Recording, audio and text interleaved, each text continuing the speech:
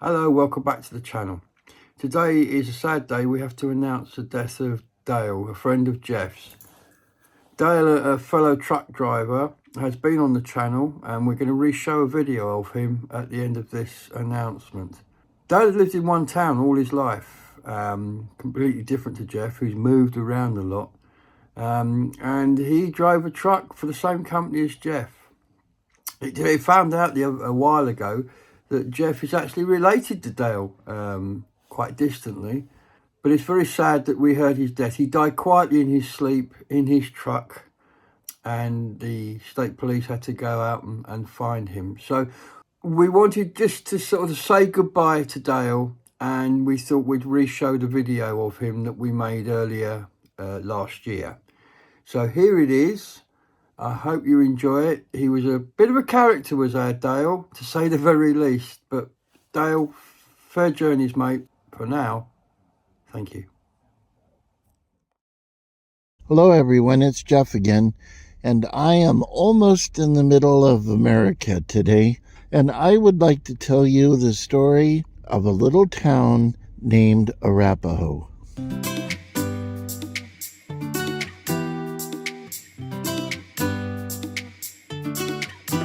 In 1871, a group of people left Plattsmouth, Nebraska, under the leadership of Captain E.B. Murphy for the purpose of settling a new town on the Republican River.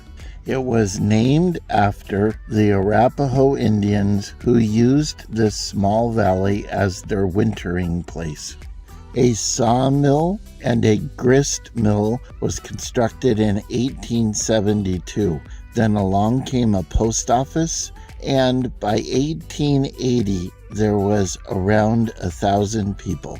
Early on, they even had a very nice opera house and a peanut vendor selling hot peanuts on the sidewalk. Because this is an area that grows wheat, a state-of-the-art flour mill was constructed.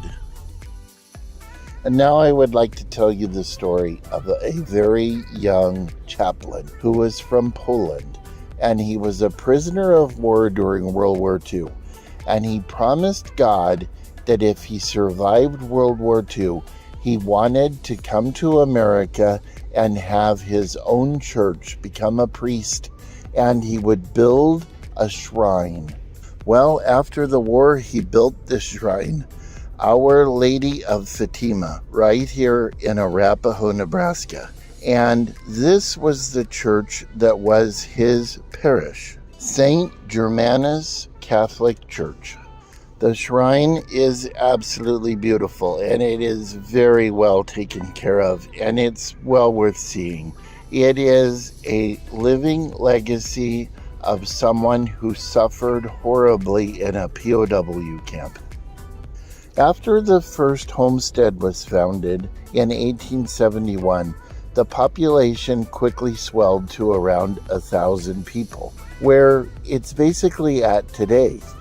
The problem is that farming has become more automated, and the farms have gotten larger as smaller farms have sold out, and they are being farmed by automated equipment instead of people picking corn or people cutting wheat, which has led to a almost stagnant population since its founding.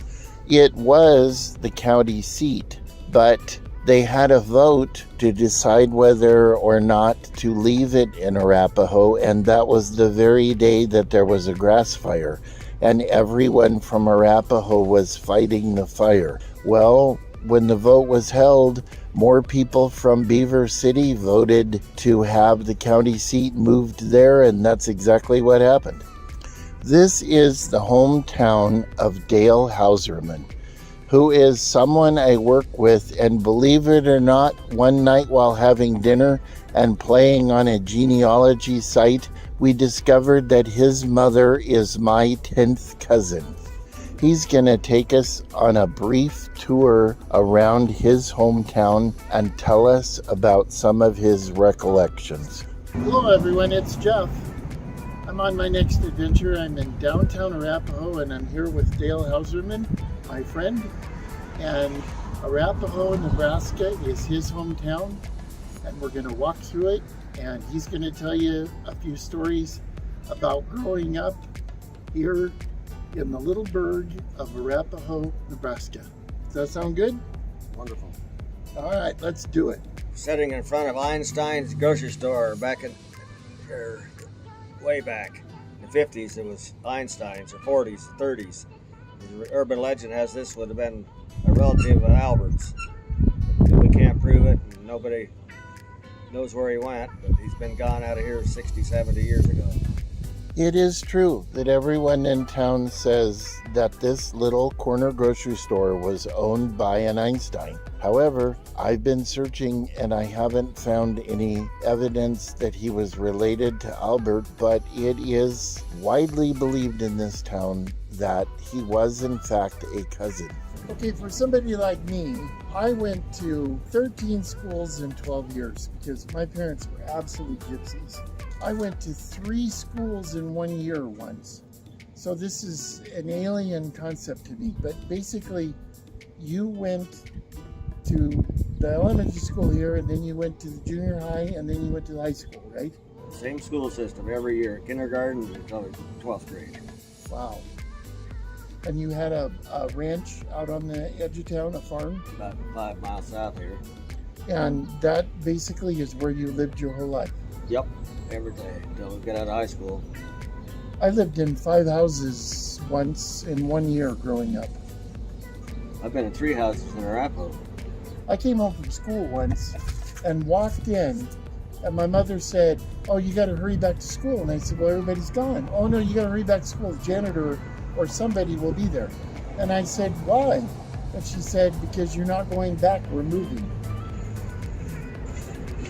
Okay, so you left here and you went to college. You went to the University of Nebraska. Yep. And then you came back here. Yep. And you live in town now. Yep. So it must really be weird, or it must really be odd to you, because town has changed so much in the last 70 years. Well, they all move forward. Business has changed. And the way they do farming changed. The way the telephones work changed. The internet changed. You walk down the street here and somebody will say hi to you. Knows you. Yeah, the man from the theater just poked his head and said hello. We're those 2 weirdos sitting at a park bench out in front of the theater this time of night. In a documentary. Yeah. Well, if the cops come, we really are filming a documentary. One of these used to be the old Clark's Cafe. There's a Indian mural inside there with buffaloes and Indians out roaming around. And after that, you got to the bank. It's been here since it went broke in the 80s, and they got a new bank. And the farm crisis of the 80s. The white building on the corner with the blue awning, that was the bank in the 30s. It didn't make it through the Depression. And next door there was one time was a grocery store in there, and then it was might have been a creamery place, and then there was a dress shop after that. Then we went to the American Legion. On top of the American Legion, there used to be a cupola or a observation deck up there where theoretically they're going to watch for Nazi or Japanese airplanes coming through in the 40s. But they were a long ways from getting here. And then we went to the barbershop. That's new when he moved across in the 70s on the other side of the street. And then next there we got that's a new building. There's a barber. And then that MNB thing, that was originally Andy J. the cobbler. He could really rebuild boots in there. Dale's father was killed in a farming accident when he was in high school. Dale's cousin was one of the rocket scientists that worked on the V-2 rocket during World War II. At the end of the war, he was one of the people listed in Operation Paperclip, and he was brought over by the U.S. Army to Huntsville, Alabama, where I believe, from what I've read, he worked on rocket fuel chemistry and was one of the people responsible for them eventually making it to the moon. The flour mill is gone. Later, a cotton gin was built in the area, but they no longer grow cotton in this area. Downtown Arapahoe, Nebraska, on a Friday evening in mid-July, where the thermometer in the truck reads 106 and the thermometer on the bank reads 99. Either way, I can tell you, it is extremely hot. Remember, everyone, be good to one another, do good deeds, think good thoughts, and I will see you on another adventure.